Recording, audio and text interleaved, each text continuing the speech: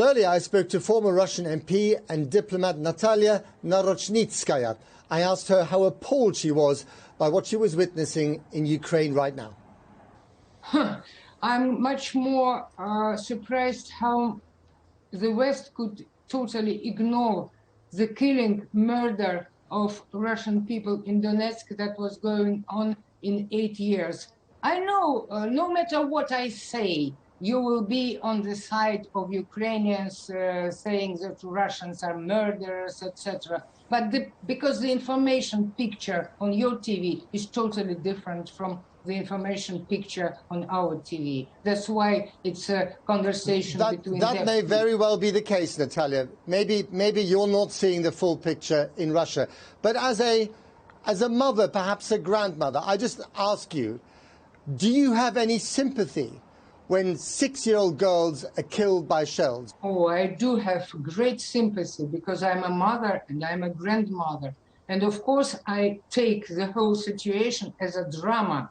Do you know how much suppressed were Russian people in Donetsk? Because their only fault was that they wanted to stay what they are, to continue to identify themselves in Russian language, continuously. Right. They were forbidden Natalya, that, and they declared autonomy, Natalya, and that's why they started Natalya, being let's not talk about Donetsk.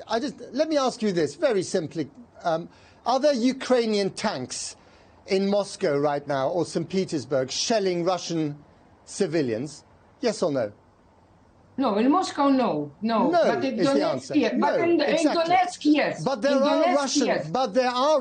Forget Donetsk for a minute. But there are Russian tanks shelling Ukrainian civilians in Kyiv. You keep talking about the past. Let's talk about the present, the here and now. There is an army of 190,000 soldiers and hundreds of tanks and artillery and helicopter gunships and cruise missiles and the whole box of military tricks descending on a country that, I'm afraid to say, does not want you here. Whether you like it or not, they don't want to be liberated or denazified or whatever you want to call it by your soldiers.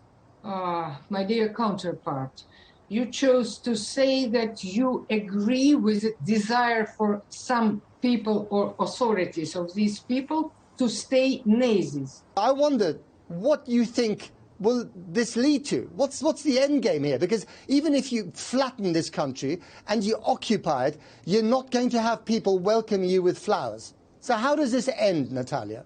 This is the federalization of Ukraine, which was the only possible way at the beginning of their state independence to have the state stable, neutral, milking two cows, Russia and the West, but the West didn't want such a Ukraine at all. And if you think that if we didn't do what we now started, and there is no goal to occupy Ukraine, there is a goal of Nazification, denazification, like it was with Germany. But you probably want that new war is started. Ukraine is becoming the trigger for the new Third World War, and we do not want that. And especially why did your president send the army in? If the West didn't sponsor the current philosophy and ideology of Ukraine, if NATO was not approaching our borders, if the West answered our legitimate concerns with regard to our security, there wouldn't have been such a situation now. But what you're doing, what your army is doing to these people here is destroying their cities, killing their children, killing innocent civilians. That is a real thing. That is a real thing that is happening. And I just wonder where you see this all ending, because you're going to have an Afghanistan on your doorstep. And we know what happened with the Soviet army in Afghanistan. You eventually had to leave, and that was the end of the so-called Soviet empire. So how does this end? This will end the same happy end as with Nazi Germany. And we will withdraw certainly from Ukraine after this noble and honest goal is, realized, etc. My final question to you, Natalya, is how does it feel? How does it feel to be the citizen of a pariah state? I think I can address the same question for you, my dear.